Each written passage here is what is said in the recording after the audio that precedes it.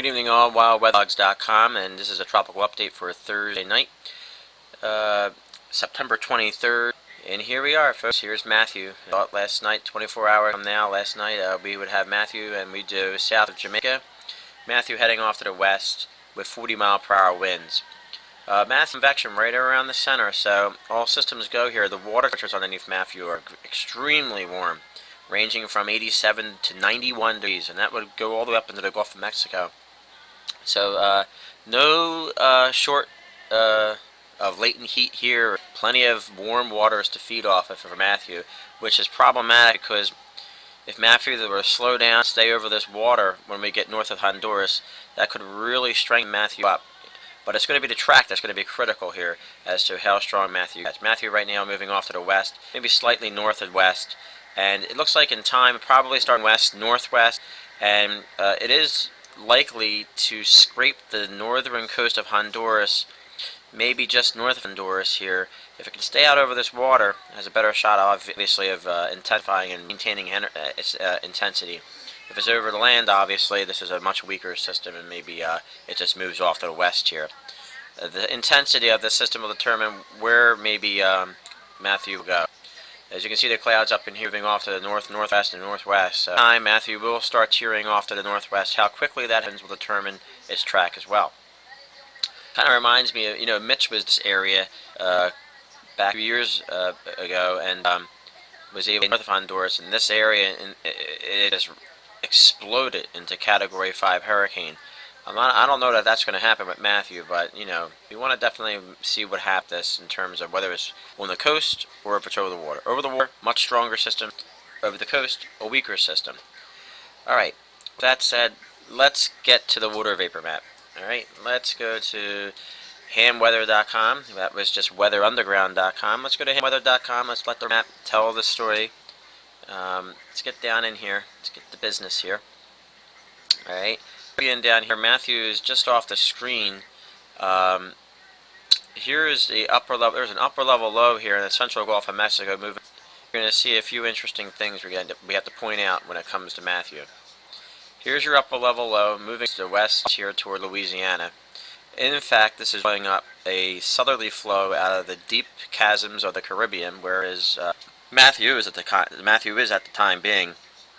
This upper level low moving off to the northwest is going to draw up what may be Matthew. You got another high pressure system moving off here.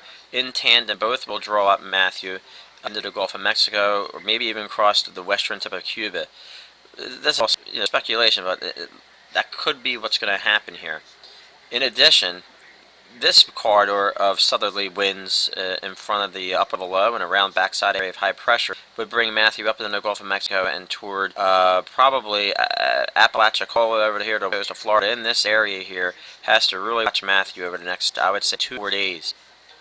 Now, after that, where Matthew goes is even more speculation, because then this trough of low pressure here is going to move toward the east by early next week. And does this trough keep on moving, or does it stall out and allow Matthew to come up the coast? Those are the questions we're going to have to iron out in the next 3 to 7 days or so. If I were a betting man right now, I usually lose my bets. I would say Matthew does get a little stronger down here, and then eventually does come up the east side of the Yucatan Peninsula and into the Gulf, in and around an area right around in this area. I always thought this coast of Florida was in jeopardy here of maybe having a hurricane strike in the last week of September, the first week of October. I'm still favoring that. I'm not going to waver off that. I'm thinking that this trough then does come east and does stall out and allows for perhaps Matthew to come up coast and give some very beneficial for this area. It's been so dry this summer. The pattern is changing. West flow we've been seeing over and over and over again this summer. It looks like we're going to get more into a southerly flow in the eastern third of the country here, and that may help induce whatever becomes of Matthew up the east coast. Again, intensity forecast this on Matthew is going to be very difficult at best. It's going to be close to land. That would probably be the main. I don't see any reason why Matthew won't develop between a high pressure system aloft, between the upper level low moving off to the northwest or Louisiana, and high pressure building off to its north. So guys to look at, and we'll definitely take a look. And you can see a pretty fast flow here. It looks like a trough it's setting up on the east coast here, and may steer Matthew up the coast. Let's get another look. This look is from Intellicast.com. And Intellicast.com, you can see here's Matthew here. You can look for a blow up of thunderstorms, and there it is. That little blow up right there is where your center is. Just starting to fire up the thunderstorms around the center, and it will move off to the west-northwest.